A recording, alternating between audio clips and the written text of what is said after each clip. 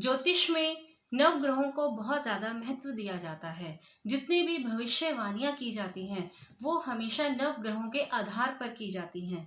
आज अपने इस वीडियो में हम सूर्य ग्रह के विषय में चर्चा करेंगे। सूर्य ग्रह किसी भी व्यक्ति की कुंडली में अगर सूर्य ग्रह की पोजीशन बहुत अच्छी है तो उसकी कुंडली बहुत ही मजबूत मानी जाती है, क्योंकि सूर्य को ग्रहों में राजा कहा जाता है। किसी भी व्यक्ति के शारीरिक सुख इसका कारक ग्रह सूर्य है। किसी भी व्यक्ति की कुंडली में धैर्य, स्वाभिमान, इन सब को अगर देखना है तो सूर्य को देखा जाता है। पूर्व दिशा का स्वामी सूर्य को माना गया है और काल पुरुष की कुंडली में सूर्य को आत्मा का स्थान दिया गया है। यानी किसी भी काल पुरुष की कुंडली में सूर्य को हम आत्मा से चेक करते हैं, यानी इस कुंडली के अंदर कितनी पावर है, किसी भी व्यक्ति की कुंडली में कितनी जान है, इस सब को हम सूर्य के आधार पर ही निर्धारित करते हैं। इसके अलावा कभी भी राजनीति से संबंधित अगर आप कुछ करना चाहते हैं तो भी आपकी कुंडली में सूर्य को देखा जाता है। अगर आप भी जानना चाहते हैं कि आपकी कुंडली में सूर्य की पोजीशन कैसी है, क्या आपकी कुंडली में सूर्य ग्रह अच्छी स्थिति में है या खराब स्थिति में है, अगर आप इस तरह की विचारधारा रखते हैं कि आपको अपनी कुंडली में सूर्य ग्रह की पोजीशन को चेक करना है तो आप हमारा ये वीडियो जरूर देखिए, क्योंकि आज अपने इस वीडियो में आपको बताने वाली हूँ कि सूर्य को आप किस तरह से चेक कर सकते हैं कि वो आपकी कुंडली में खराब है या अच्छी स्थिति में है। इसकी मैं आपको 5 पॉइंट्स बताऊंगी जिनसे आप चेक कर सकते हैं, और इसी के साथ साथ मैं आपको सूर्य को मजबूत करने के 5 उपाय भी बताऊंगी। तो इस वीडियो को आप लास्ट तक जरूर देखिएगा, और अगर आपको हमारा ये वीडियो पसंद आए तो प्लीज आप हमारे इस वीडियो को लाइक और शेयर जरूर करें, और साथ ही साथ हमारे बेल आइकन को दबाना ना भूलिए। नमस्कार, मैं डॉक्टर सोनिका जैन, ज्योतिष आचार्य। आज मैं आपको बताने वाली हूँ कि किस तरह से आप अपनी कुंडली में सूर्य की मजबूती और उसकी दुर्बलता को चेक कर सकते हैं।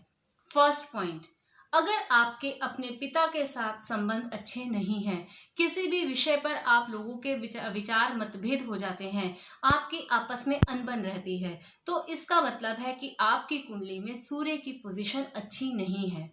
सेकेंड पॉइंट, अगर आप शारीरिक रूप से दुर्बल हैं, आपको लगता है कि आप सभी कार्य करने के बाद भी आपका जो शारीरिक गठन है उसमें कुछ ना कुछ कमी है, उसमें वो मजबूती नहीं है, तो इसका भी मतलब है कि आपकी कुंडली में कहीं ना कहीं सूर्य वीक है।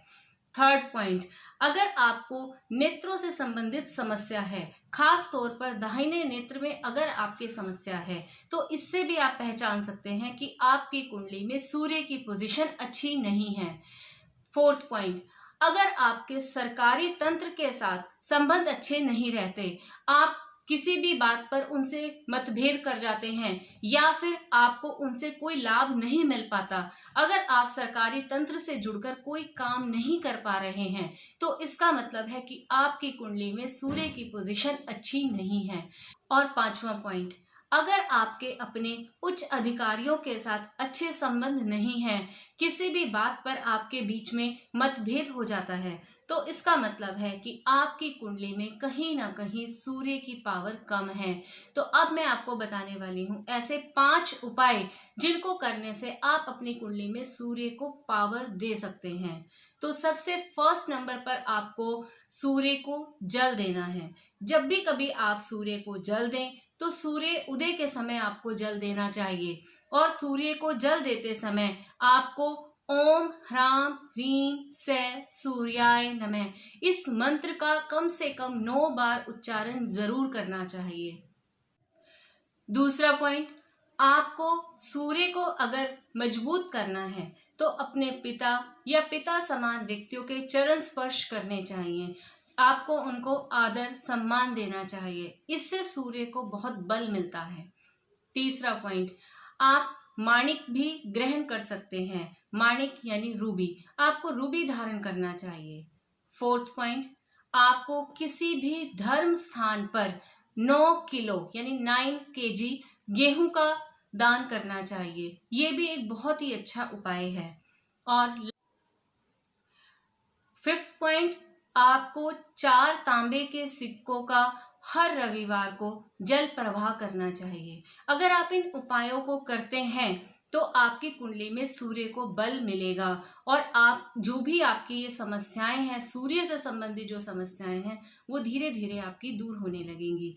मैं उम्मीद करती हूँ कि आप इन सब बातों से अपनी कुंडली के अंदर सूर्य की पोजीशन को चेक कर सकते हैं और मेरे द्वारा बताए गए उपाय अगर आप करते हैं तो आपकी कुंडली में सूर्य को अवश्य ही बल मिलेगा। और अगर आप हमसे इससे संबंधित कोई भी जानकारी चाहते हैं तो प्लीज़ आप अपने सवाल हमारे कमेंट बॉक्स में लिखिए और हम आपको उनके जवाब देंगे।